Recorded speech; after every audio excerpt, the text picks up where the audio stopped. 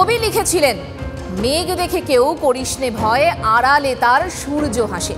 আজ শুরুতেই কথাটা কেন বলছি জানেন? বলছি কারণ আছে। কারণ আজ 5 কথা শুরু করব এক অন্যরকম ছবি দিয়ে। মেঘের নয়, বলবো সূর্যের কথা।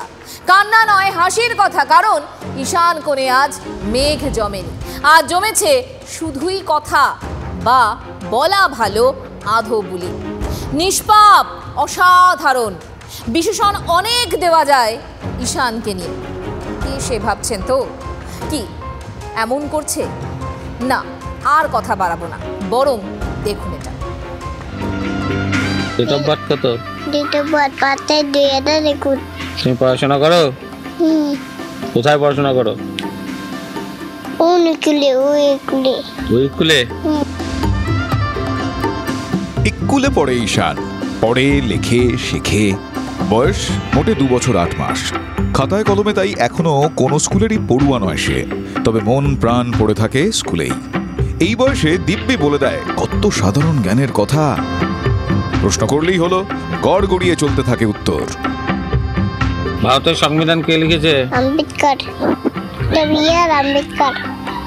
আমাদের দেশের নাম কি? ভারতের রাজধানী কোনটা? কোন দিল্লি? নিউ দিল্লি না শুধু দিল্লি? নিউ দিল্লি। পশ্চিমবঙ্গের রাজধানীর নাম? কলকাতা। উড়িষ্যার রাজধানীর নাম? ভুবনেশ্বর। সিকিমের রাজধানীর নাম? গ্যাংটক। বিহারের রাজধানীর নাম? পাটনা। ঝাড়খণ্ডের রাজধানীর নাম? রাঁচি। হ্যাঁ, এভাবেই সে বলে যায়। শেখার বৃত্ত ঈশান বাড়িয়ে চলেছে দিন দিন। ধূপগুড়ির গাদান 1 নম্বর গ্রাম পঞ্চায়েতের কাজীপাড়ার বাসিন্দা। বাবা পেশায় রাজমিস্ত্রি। সংসার চালাতে দিনরাত কাজে ডুবে। বাড়িতে তাই মায়ের সঙ্গেই চলে ঈশানের ক্লাস। এ খুদে কিন্তু বেশ বিচ্ছুও বটে, তবে পড়ার কথা এলেই আর কিচ্ছুটি চায় না সে। প্রতিবেশী দেশের নাম কি কি? বাংলাদেশ, হ্যাঁ, নেপাল, ভুটান, চীন, আর শ্রীলঙ্কা, মালদ্বীপ। তারপর আমি ধরে খাই। হ্যাঁ, বলো। বলবো। হ্যাঁ, আর কি আছে? আফগানিস্তান। হ্যাঁ, তারপর পাকিস্তান। ও মনে রাখতে পারে দারুণ। আজকে এক কথা বললে ও আবার 3 মাস পরে এই কথাটা বলতে পারবে। ওর চাহিদা আছে প্রচুর পড়ার প্রতি। স্কুলে আসতে চায়, বা আমি সকালবেলায় কাজ করলে আমাকে বলে যে এখন কাজ করা থাক, আমাকে মা বই নিয়ে বসো, আমাকে বই পড়াও। মালবাজার, ধূপগুড়ি শুনলেই ভেসে ওঠে চা বাগানের ছবি। ভেসে ওঠে দুর্বিষহ এক জীবন। দারিদ্র, অনটন, বন্ধ কত বাগান, চাকরি নেই, মুখে খাবার তুলতে রোজ রোজ যুদ্ধ। পাচারের অভিশাপ, অসহায়তা, ঘরে ঘরে অসহায়তা। সচ্ছল নয় ঈশানের পরিবারও। জীবন যুদ্ধে রোজ নতুন করে লড়তে হয়। ভাবতে হয় পরের দিন ভাত জুটবে তো। তবু স্বপ্ন দেখেন রোশনারারা ভবিষ্যতের জন্য। যে স্কুলে রোজ পৌঁছে যায় ঈশান, স্বপ্ন দেখেন সেখানকার শিক্ষকরাও এই খুদের উজ্জ্বল ভবিষ্যতের।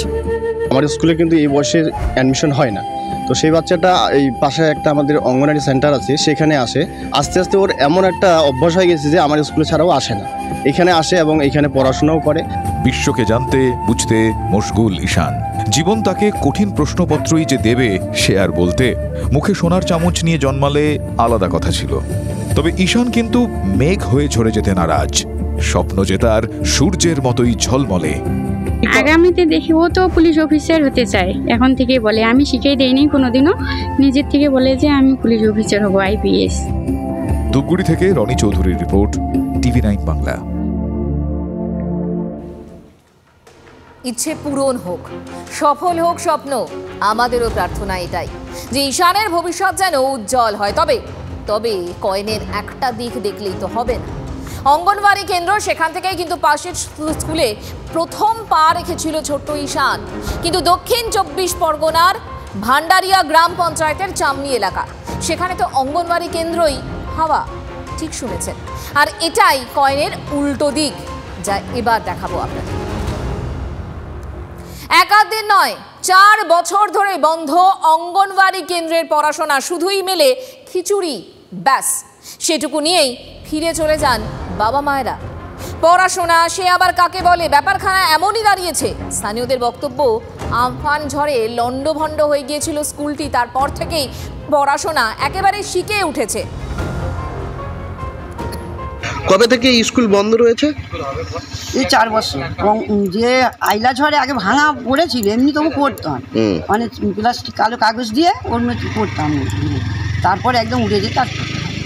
খাবার দাবার হয় ওনার বাড়ি থেকে, উনি পাশে কাজ করে বলে এখানে খাবার দাবার হয়, খাবার দাবার নিয়ে চলে যায়। স্কুল হয় না? না। বাচ্চারা যদিও আসে কোথায় বসতে হয়? আকাশের নিচে নাকি না কোথায় বসে? না, কোথাও বসে না। কি করে বাচ্চারা আসে না, বাচ্চার মায়েরা আসে, মাল নিয়ে যায়, চলে যায়। জামনি এলাকার 109 নম্বর অঙ্গনওয়াড়ি স্কুলটির তাই অস্তিত্বই নেই এখন বলা যায়। কেন্দ্রের সহায়িকা যিনি, তার দাবি যে ছাত্রছাত্রী মিলিয়ে 90 জনের খাবার তৈরি করতে হয় তাকে। খাবার তৈরি হয় ঠিকই, কিন্তু ছাত্রছাত্রীরা আসে না কেউ। দুপুরে অভিভাবকরা এসে খিচুড়ি কৌটো করে নিয়ে চলে যান, ব্যাস এভাবেই চলছে দিনের পর দিন। পড়াশোনার দরকার নেই।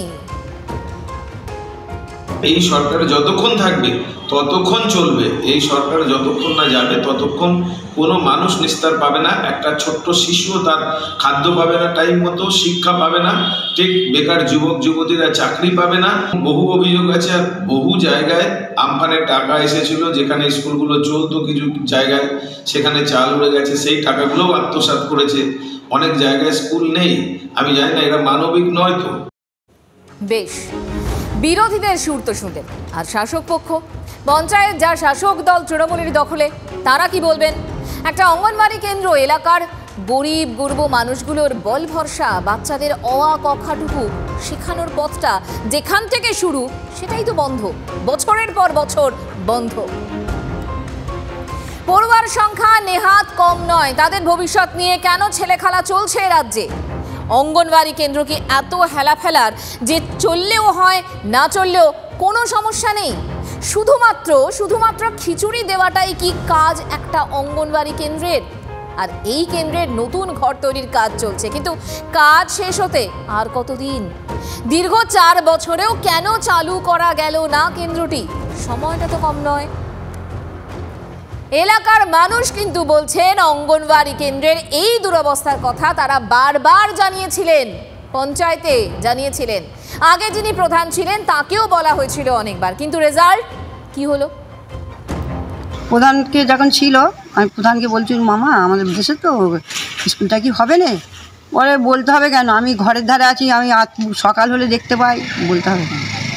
তারপরে কি কোনো ব্যবস্থা নিয়েছে? না। মানে অভিযোগের পর অভিযোগ, অভিযোগের পাহাড় জমেছে এলাকায়। পঞ্চায়েত প্রধান অবশ্য বলছেন হচ্ছে, তিনি দেখছেন গোটা বিষয়টা, তিনি দেখছেন।